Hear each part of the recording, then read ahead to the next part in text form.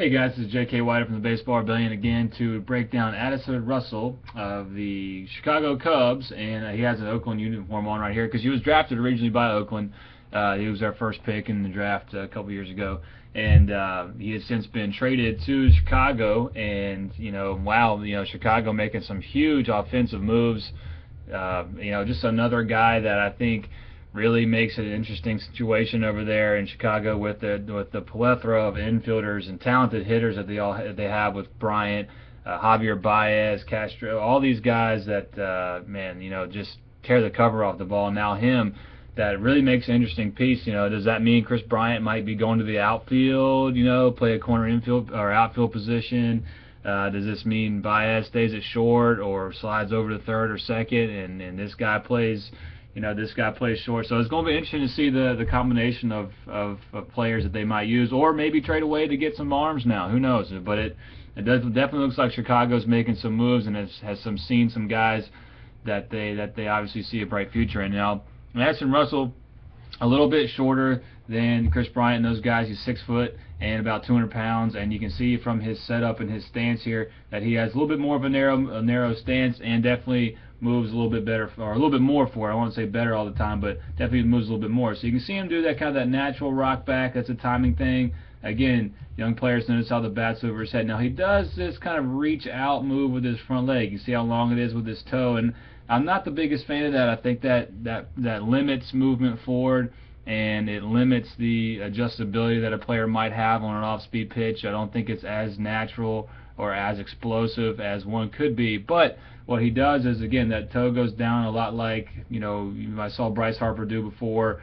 or even some of the guys I mentioned in this article already. But you see how he starts to shift his weight forward. So he does get something going. He's not just putting his foot down and staying on his backside like a lot of guys are taught to today. So you can see his torso here as he puts his heel down. You can see how much he's moved out of that box towards the pitcher, and so he's got something going there. It's not the best, but I think it could improve more with age and time if he chooses to try to be a little more aggressive there, a little bit more natural, a little bit more athletic. One thing that I love that he does is he still, he keeps that back knee inside of his foot as he moves forward, and as he goes to put his heel down, he again, again, better than most, he still opens his front foot at a pretty good position here. It's not as optimal as it could be again, but you can see his kneecap inside a little bit too much there. I like to see his knee a little bit more vertical over his shin. He gets it as he turns a little bit, but this is a pretty good open front side for a lot of coaches out there who may be watching this. That again,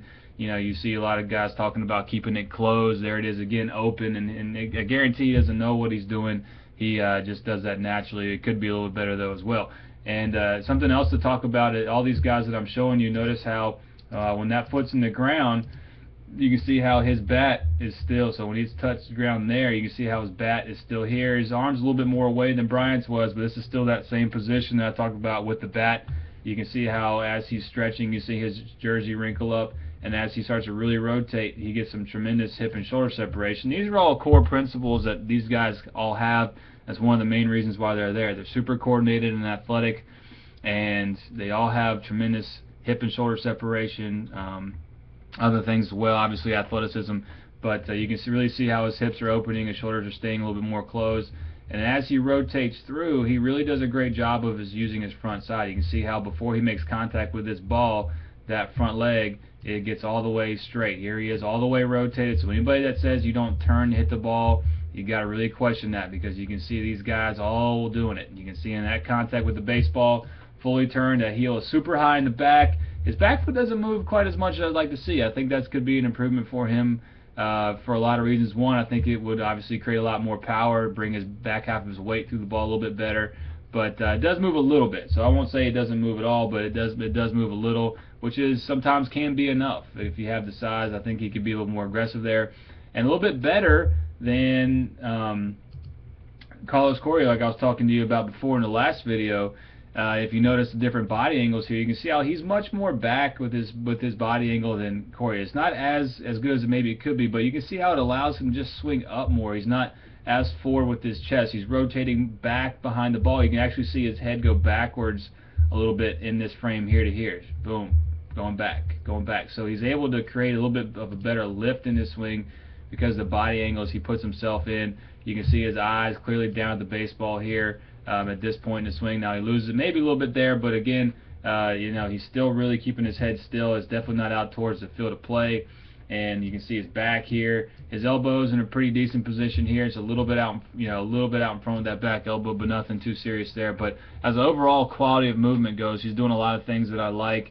As far as his style goes, I think he could do some things in his style that would help keep him, again, moving a little bit better. But overall really good. And as you can see, the coaches that out there who are thinking about swinging down, you can clearly see the ball path in this video, and then you can clearly see his barrel coming back here from behind the baseball to turn up. So here's the ball, you can see the bat, here's the ball again, right? You can see his bat path is back here from behind it, and as you can see, if you can't tell that this is an upward swing, then I don't know what video to show you, because you can really tell how he's behind the ball, continues to rotate up, and you can see his extension, or what I like to say better is release, is up. Okay, extension, again, I did an extension article and you can go back and read it, but I think that extension is not the best of words all the time, because I like to think about releasing the bat, just like a pitcher releases the ball, you release the energy. If you try to extend it, it turns into a little bit more of a push, and we tell guys all the time to stay away from words like push or extend or take your hands to it, because we know as instructors who watch videos like this that that's not what the best in the world do. And it's a big difference between these angles, I know, between him and maybe Coria, that maybe you can't tell, but it means a big difference to these guys when they're seeing 90 plus every day and exploding breaking balls. You know, the difference between having your body angle a little bit more back here and Coria, who's a little bit more forward here, okay, and this type of a spine position is a big deal at their level, and that's why we break it down so with so much scrutiny. Okay, now as he continues to turn, you can see him again come out of it a little bit more. So, you know, a lot of these guys, I like to see them maybe finish their swings a little bit more. I think that with that finish swing mentality, you're going to get a lot more overall drive and power in your swing. But again, you know, this guy barreled it up enough speed to get it over the fence. So again, you know, you can't fault him for that. But at the same time, we want to be as optimal as we can be, and I think this guy in particular has a lot of good things going for him. I like to see him clean up his forward movement a little bit, but I'm loving his rotation, I'm loving his vision, I'm really liking the swing path here. He does a lot of things really well, and hopefully, you know, he stays with the Cubs. You know, it's going to be like a home run derby show for those guys up in Chicago, hopefully the next year or two, and I'm excited to see what happens for all of them.